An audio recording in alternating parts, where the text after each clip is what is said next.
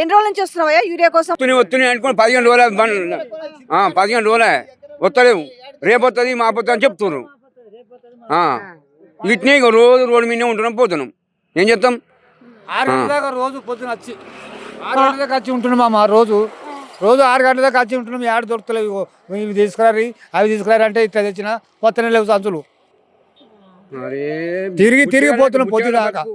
Urea కోసం బిచ్చగల బుచ్చగల కానీ అభిమానం నాకు ఇద్దరు నాకు మా వాళ్ళని దొరకొచ్చి నాకు ఇక రాయే ఆడవాళ్ళని కూడా దొరకొచ్చు. ఒకటే ఇస్తున్నా చెరొకటన్నా రాని అని ఇట్లా ఇట్లా.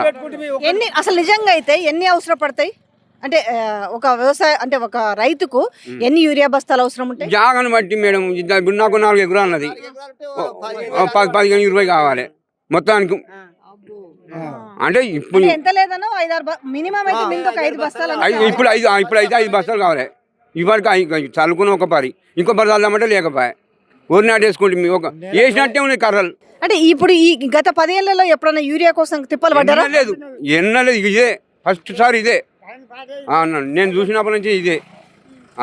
ఏ ఊరు ఇప్పుడు మన ముఖ్యమంత్రి పట్టించుకుంటలేడా? ఇప్పుడు రైతులను పట్టించుకుంటలేడా?